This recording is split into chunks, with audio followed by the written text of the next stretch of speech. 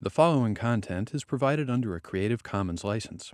Your support will help MIT OpenCourseware continue to offer high-quality educational resources for free. To make a donation or view additional materials from hundreds of MIT courses, visit MIT OpenCourseware at ocw.mit.edu.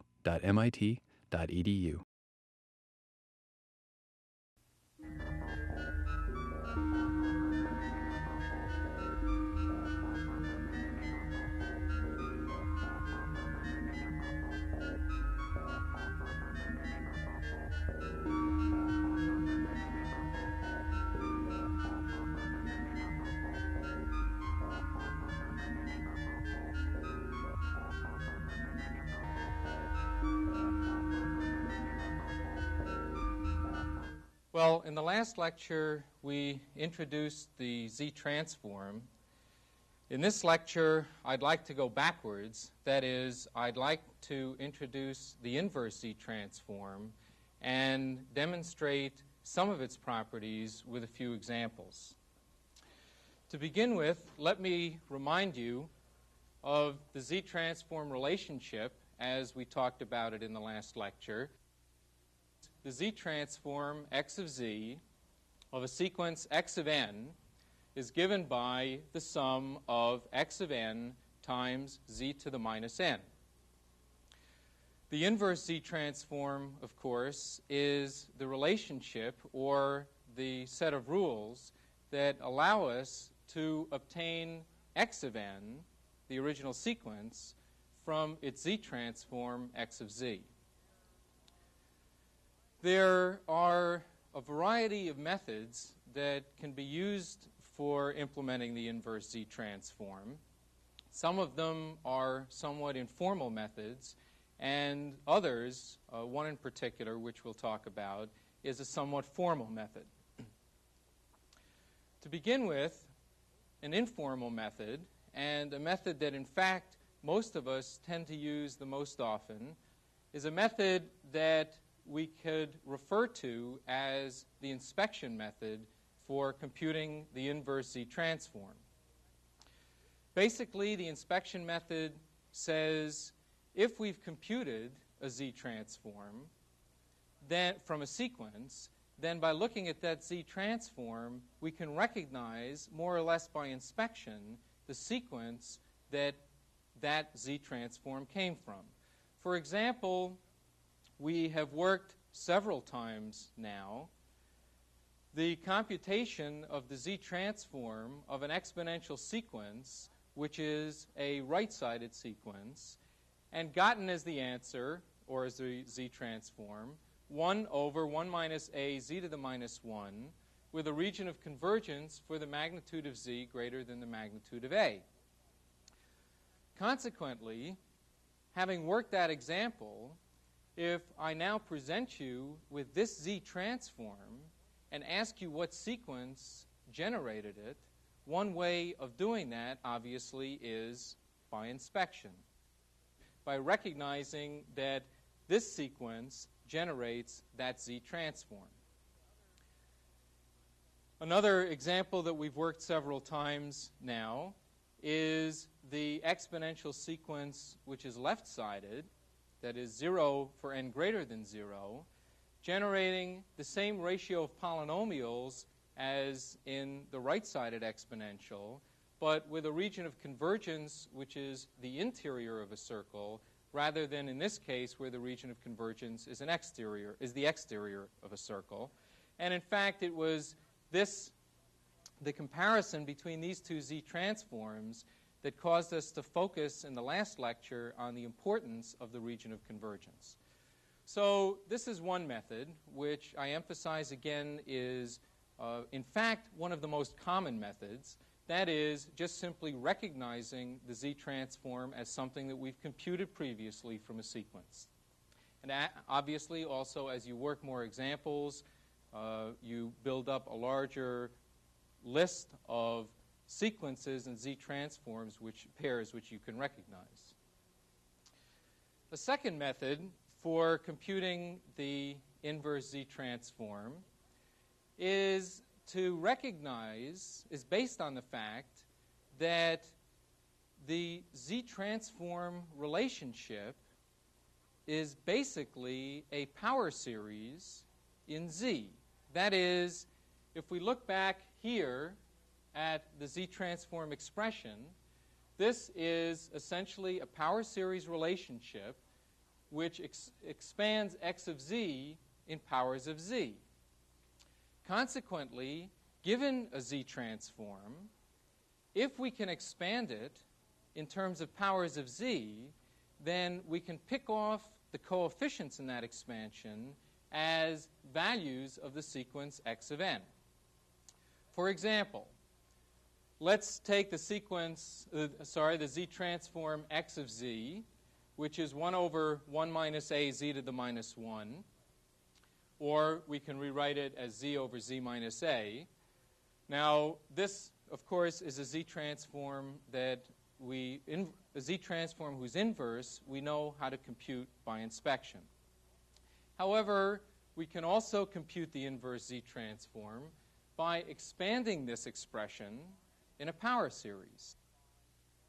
Let's divide 1 by 1 minus a z to the minus 1, and then recognize the coefficients in that expansion as values of the sequence x of n. So carrying that out, we have 1 divided into 1 is 1. Multiplying back, we have 1 minus a z to the minus 1. Subtracting, we then have a z to the minus 1. Dividing by 1, we then have a times z to the minus 1. Multiplying down again, we have a z to the minus 1 minus a squared z to the minus 2. Subtracting, we have a squared z to the minus 2. Dividing by 1, we have a squared z to the minus 2. And if we continue this, we'll generate terms 1, a times z to the minus 1, a squared times z to the minus 2, a cubed times z to the minus 3, etc. This series will continue with an infinite number of terms. And we can recognize, then, this as the expansion of x of z in the form, the sum of x of n times z to the minus n. Consequently, we can recognize that apparently x of n is 1 at n equals 0, a at n equals 1, a squared at n equals 2, a cubed at n equals 3, etc. Of course, there are lots of ways of expanding a function like this in a power series. For example, if I simply reversed the order of these two terms and carried out the division, this isn't the series I'd get. What I'd get instead is the series, which is minus a to the minus 1 times z, minus a to the minus 2 times z squared, minus a to the minus 3 times z cubed, etc. In that case, if this was the expansion, then what I would have to recognize as the sequence corresponding to this is the sequence which is 0 at n equals 0. It has no terms of the form z to the minus a positive power, so apparently it's all 0 for n greater than 0, and it's minus a to the minus 1 at n equals minus 1, minus a to the minus 2 at n equals minus 2, etc. So in fact, for this example, I could expand this either in this power series or I could expand it in this power series. Well, which power series is the right power series? We know, in fact, that given just this ratio of polynomials, there are several choices for the sequence that it corresponds to depending on the region of convergence. If I associate as the region of convergence the magnitude of z greater than the magnitude of a, then it's this power series that converges, and this power series diverges. So for that region of convergence, that is, with the magnitude of z greater than the magnitude of A as the region of convergence, this is the power series, and consequently the answer is a to the n times u of n, which of course is consistent with what we know already, or equivalently consistent with the inspection method. On the other hand, if the region of convergence was the magnitude of z less than the magnitude of A, then it's this power series that converges, and consequently, in that case, we get a left-sided sequence, which again is consistent with what we know either from the inspection method or equivalently from the examples that we've worked before. One obvious drawback to the power series is the fact that when we generate the inverse Z transform this way, we get the values in the sequence as individual terms. That is, we generate x of n not in closed form. We generate it as a sequence. For simple sequences, of course, we can recognize a closed form for that, but in more complicated cases, we can't.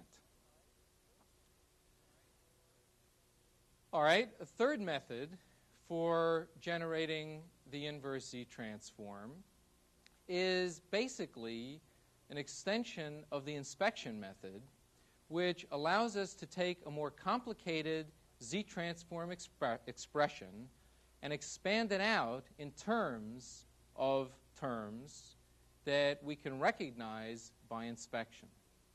And this method I'll refer to as the method based on the partial fraction expansion.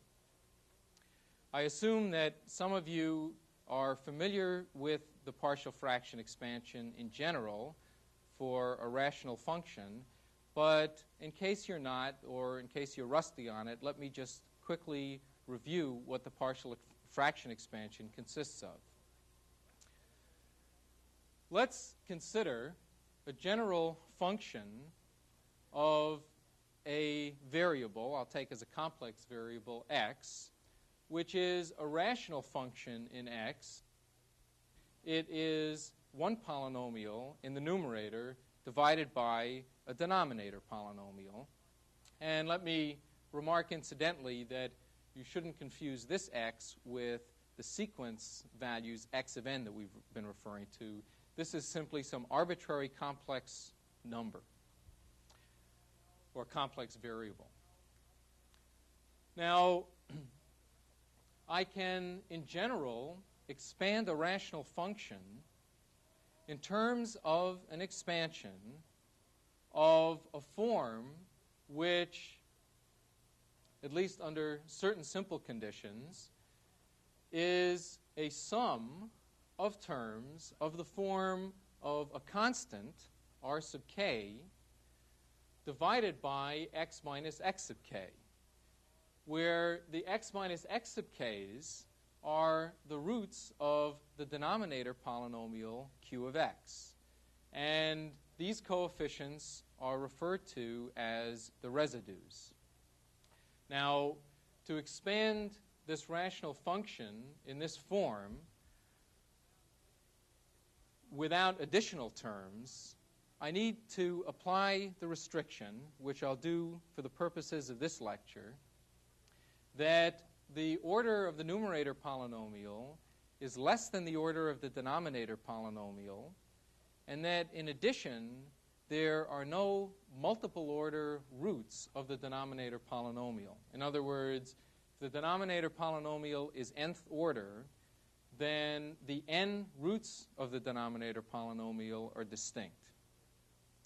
In the text, there is the more general discussion of the partial fraction expansion when the order of the numerator is greater than or equal to the order of the denominator, or if there are multiple order roots. The essential ideas, of course, don't change. It's just the mechanics of implementing the expansion and the form of the expansion. So for this lecture, we'll assume that the expansion simply has terms of this form. And this, then, is referred to as the partial fraction expansion of f of x. Now, how do we get the coefficients r sub k in the expansion? Well, essentially by recognizing that if we multiply f of x by one of the denominator factors, say x minus x sub r, and evaluate that product at x equals x sub r, then relating that to this sum, as I've indicated here, when k is equal to r, these two factors cancel out. When k is not equal to r, then when I substitute x equals x sub r in here, then this term vanishes. So basically then what happens inside this sum is that the term inside this sum is equal to 0 for k not equal to r, and it's equal to capital R sub r, that is the residue at the pole x equals x sub r when k is equal to r.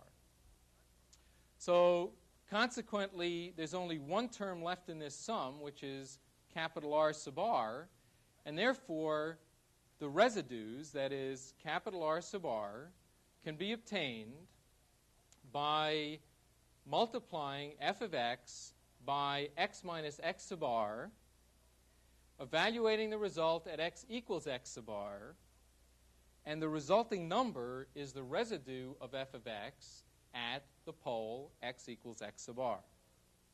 That's for the case of simple order poles, that is first order roots of the denominator polynomial, and also for the case when the order of the numerator polynomial is less than or equal to the order of the denominator polynomial.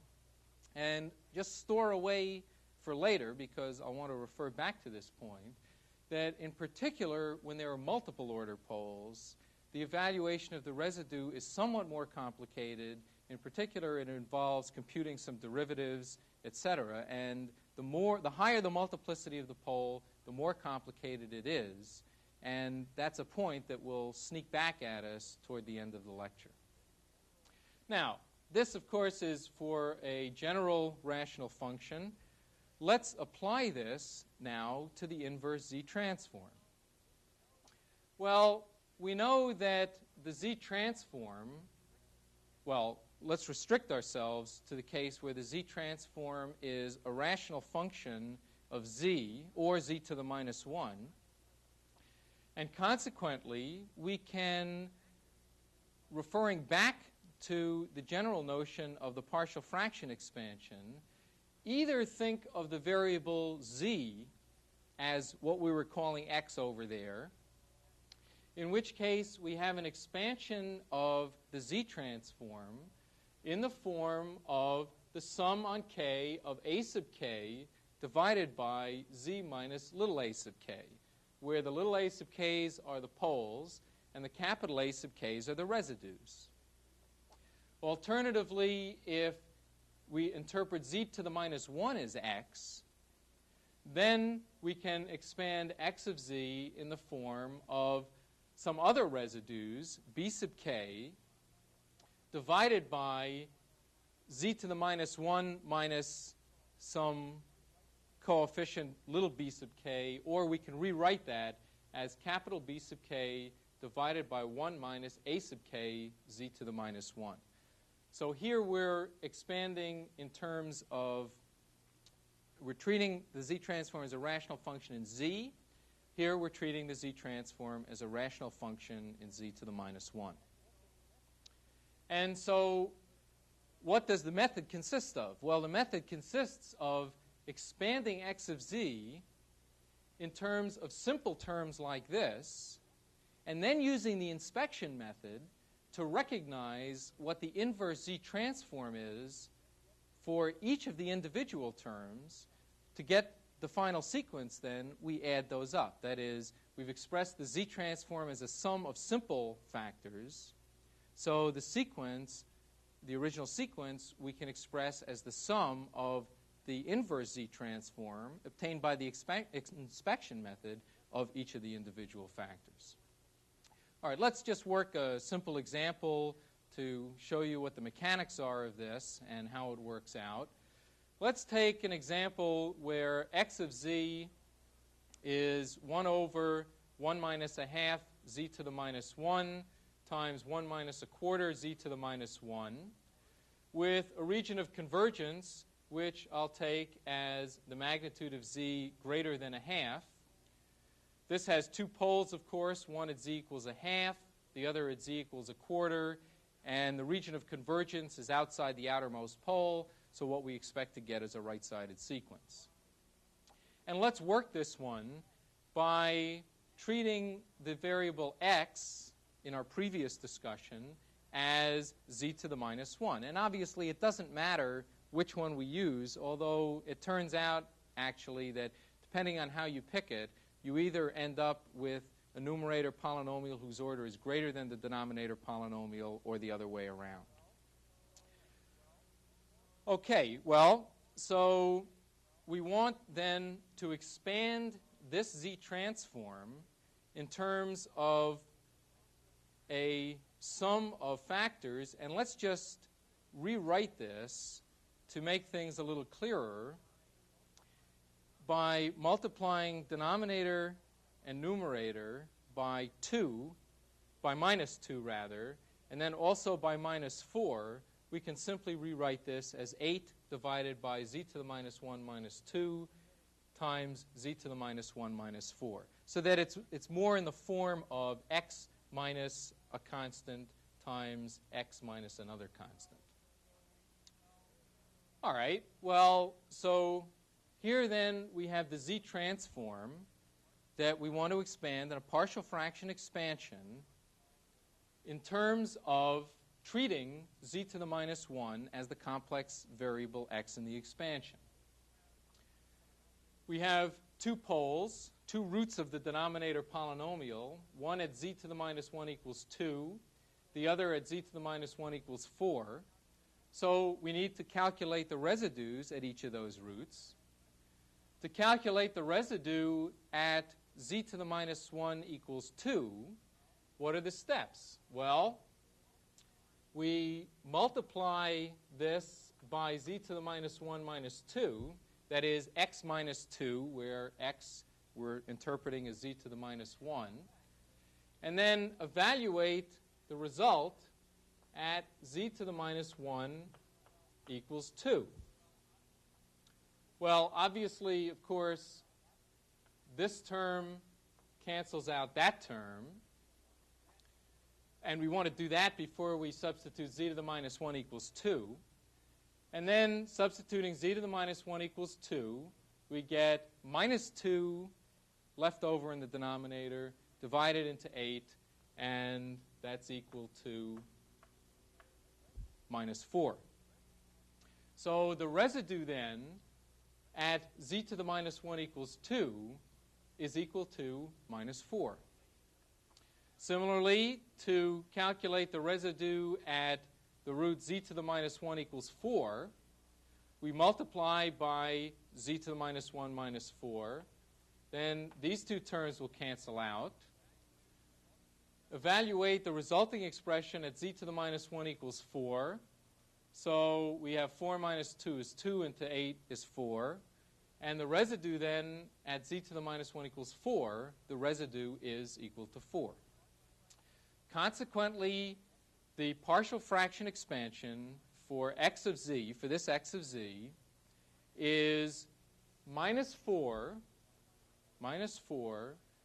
over z to the minus 1 minus 2 plus 4 over z to the minus 1 minus 4. Well, finally, let's just put this back in a form that is more the form that we're used to looking at the z transform in. In particular, multiplying this piece, numerator and denominator, by minus a half, we get 2 over 1 minus a half z to the minus 1. Here, multiplying numerator and denominator by minus a quarter, we get minus 1 over 1 minus a quarter z to the minus 1. And now we've broken x of z into a form that allows us to use the inspection method That is, we can recognize from this, remember that the region of convergence was outside a circle, so we want to interpret the region of convergence to be the same here. So consequently, for this piece, we end up with 2 times a half to the n times u of n. That's an n. And for this piece, we end up with minus 1 times a quarter to the n times u of n. So by breaking x of z into a sum of components, simple terms, we were then able to apply the inspection method to each one of those to get the resulting z transform in a closed form expression, or at least the sum of some closed form expressions. All right, so that then is basically an extension of the inspection method. When the inspection method by itself doesn't work, it's usually the partial fraction expansion method that one uses, perhaps also in conjunction with some properties of the Z transform, which is something that we'll be going into more in the next lecture. Now, finally, there is a somewhat more formal way of evaluating the inverse Z transform. And in some cases, it's important to actually use this to explicitly evaluate the inverse Z transform. In other cases, it's important to make reference to the more formal inverse Z transform relationship to discuss properties of the inverse Z transform. So sometimes the formal inverse Z transform is computationally useful. In other cases, it's useful in proving theorems or developing properties or something of the sort. Well, this method, the final method and the most formal method, is the method that I refer to here as contour integration. And let me basically hand it to you. That is, rather than go through a derivation, let me just simply state what the inverse Z transform relationship is. In the text, there is a derivation of this. And so for the purposes of the lecture itself, let me just present it. Any objections? No. So, and then also work through at least one example to show you what the mechanics are. It's another nice thing about videotape lectures. There are never any objections. Okay, well, here it is. This is the inverse Z transform. And what does it say? It says the sequence x of n is 1 over 2 pi j times a contour integral, which I'll return to in a second, of x of z times z to the n minus 1 dz. If you're not used to looking at an inverse Z transform relationship like this, let me just indicate that it's surprisingly easy, or it's surprising how easy it is to verify that in fact this is the inverse Z transform relationship, basically using the Cauchy residue theorem. But this is it. This is, of course, a complex function. This is a complex integral. And the important thing to straighten out is this contour C. The contour C is a closed contour in the z-plane which encircles the origin. So it's a closed contour, encircles the origin. It's like a circle that goes around the origin, with another very important condition on it, which is that it lies inside the region of convergence of x of z. Well, that's not surprising, because the region of convergence for x of z is the only place where we're allowed to stick in values for z. So obviously, quote, we're not allowed to look at values of this integrand except where x of z makes sense, that is, except in the region of convergence. So obviously then we have to evaluate this integral considering only values of z inside the region of convergence. So the contour C is a closed contour in the z-plane, encircles the origin, and it lies inside the region of convergence. Now, for x of z, a rational function of z, which are the cases we've been talking about, this entire integrand is a rational function, and consequently, a contour integral of this type can be simply evaluated using the notion of residues. I'll state, and hopefully this is a property of complex contour integrals that you're familiar with, that the integral of a rational function of that type, the integral itself is 2 pi j times the sum of the residues inside the contour. And that 2 pi j cancels out as 1 over 2 pi j. And consequently, x of n is simply the sum of the residues of x of z times z to the n minus 1 at the poles inside the contour C. The poles of what? The poles not of x of z only, but the poles of the entire integrand, that is, x of z multiplied by z to the n minus 1. Important point, which it's important to keep in mind.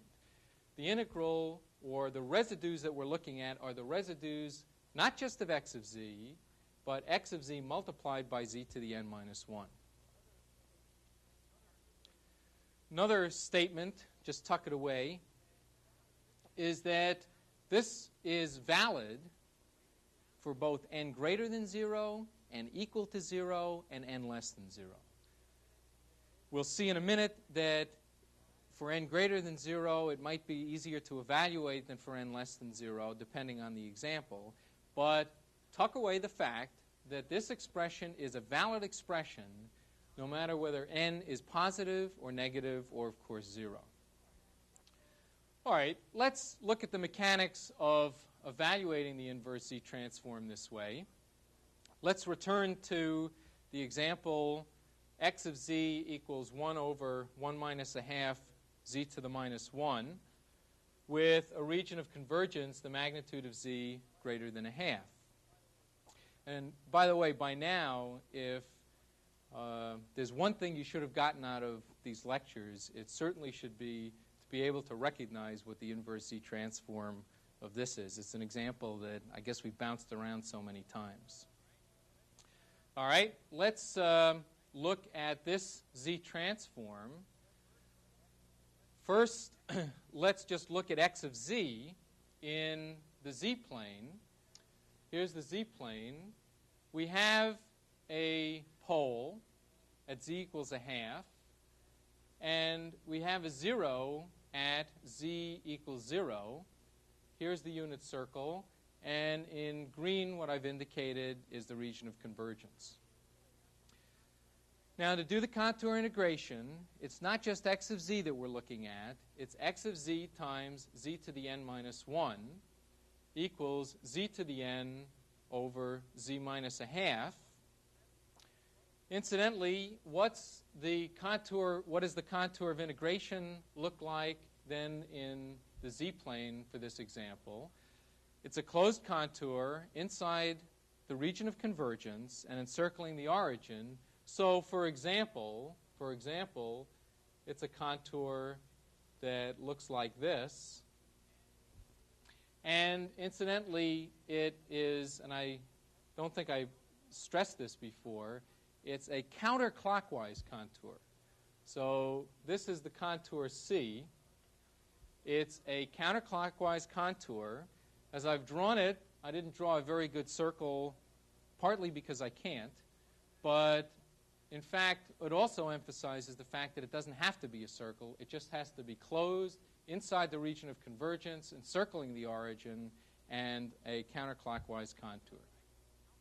All right? How many poles of x of z times z to the n minus 1 are there? That is, how many places are there that we have to evaluate residues?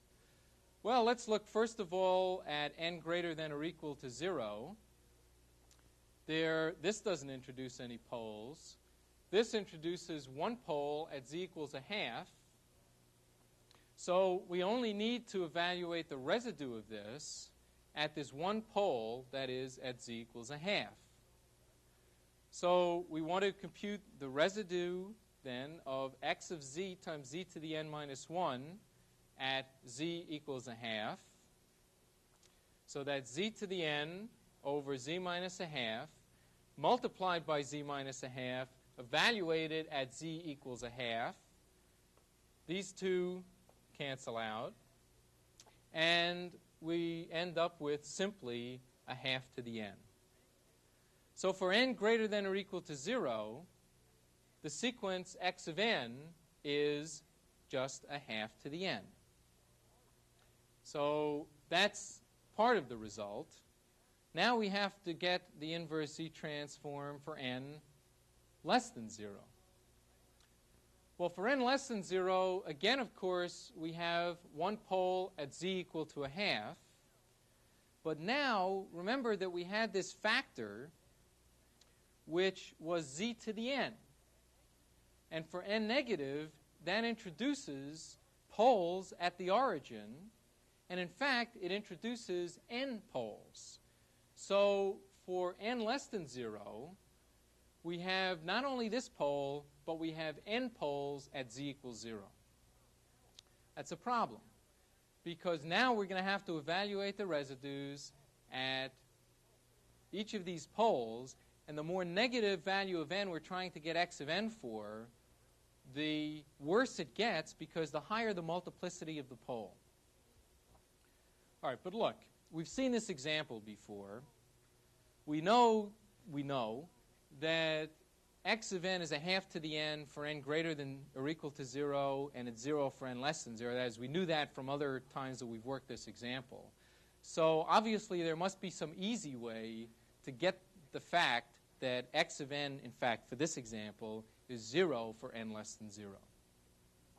All right, let's take a look at an easy way. Here we have, again, the inverse Z transform. X of n is 1 over 2 pi j times this contour integral. And let's simply make a substitution of variables. Let's make the substitution of variables z equal to p to the minus 1, in which case z to the n minus 1 is equal to p to the minus n plus 1, which means, incidentally, that with z equal to r e to the j theta, p, this new variable, is 1 over r times e to the minus j theta. So now we want to make this substitution of variables in this contour integral. Well, let's see, dz is minus p to the minus 2, just differentiating this. Well, I'll let you go through the algebra on your own, but if you take this substitution of variables, stuff it into that contour integral, then the result that we end up with is that x of n is equal to minus 1 over 2 pi j, the minus coming from the fact that dz is minus p to the minus 2 times dp. That's that minus sign. X of 1 over p times p to the minus n minus 1 dp. And what happens to the contour? Well, the contour previously was, let's say, r e to the j theta. Let's take it as a circular contour. So the contour now is 1 over r e to the minus j theta. That means, as one consequence, that our old counterclockwise contour turns into a clockwise contour. So that's what I've indicated here. But we also have this minus sign. And we can use that minus sign to change the direction of the contour. So if we change the contour back to a counterclockwise contour, get rid of the minus sign, then finally we have the expression x of n is 1 over 2 pi j times the contour integral of capital X of 1 over p, p to the minus n minus 1 dp. And what is this contour now? Well, if the old contour, C, was circular with a radius of r, this contour, C prime, is a circle with a radius of 1 over r. Well, let's just look at what this substitution of variable z to 1 over p did, as a matter of fact. Here, I've illustrated the z-plane. Here, I've illustrated the p-plane. The unit circle in the z-plane, when I replace z by 1 over p, turns again into the unit circle in the p-plane, because the unit circle is where the magnitude of z is 1, and if I take the reciprocal of that, the magnitude is still 1. The important thing is what happened to this contour. Well, this contour got converted, if it was outside the unit circle, into a new contour which is inside the unit circle. And in fact, in general, stuff that was in here, the inside of the unit circle, is going to end up outside the unit circle in the p-plane, and things that were outside the unit circle in the z-plane are going to end up inside the unit circle in the p-plane. This transformation simply takes stuff outside the unit circle and folds it inside the unit circle, takes things inside the unit circle and folds them outside the unit circle. And it's just simply a substitution of variables. All right, now with this substitution of variables, let's return to the example that we've been working. We had our example. X of z is 1 over 1 minus a half z to the minus 1. The magnitude of z greater than a half. We want to replace z by 1 over p. So we want x of 1 over p. X of 1 over p, then, simply replacing z to the minus 1 by p, is 1 over 1 minus a half times p. If this was true for the magnitude of z greater than a half, then this is true for the magnitude of p less than a half. So we get minus 2 divided by p minus 2. If we look at this in the p-plane, we have then a pole in the p-plane. The pole in the z-plane was at z equals a half, so the pole in the p-plane is at p equals 2. That's now outside the unit circle. The region of convergence now is inside the circle of radius 2. And where is the contour of integration c prime? Well, that now is inside the circle of radius 2. For example, let's draw it here. So this is now the contour c prime. All right? We want finally to evaluate the inverse z transform, or the inverse p transform, by looking at the residues of x of 1 over p times p to the minus n minus 1. The residues of that at its roots, at its poles, that are inside the contour of integration c prime. Well, for n less than 0, we have one pole at p equals 2, and for n negative, this will contribute no poles. Therefore, there are no roots of this inside this contour, and consequently, the contour integral is obviously 0. So x of n is equal to 0 for n less than 0. Now, for n greater than or equal to 0, we have one pole at p equals 2. But then, because of this factor, p to the minus n minus 1, we have n plus 1 poles at p equals 0. So now it seems like for n greater than or equal to 0, we're back where we started from, because now we have these multiple order poles at p equals 0. What do we do about that? Well, we don't have to do anything about it, because we already considered the case for n greater than or equal to 0. In that case, we didn't run into multiple order poles at the origin. We use this substitution of variables z equals 1 over p to basically avoid that problem and to get the answer for n less than 0. So consequently, the answer that we get, which we finally know to be the right answer, in fact, is that x of n is equal to 0 for n less than 0.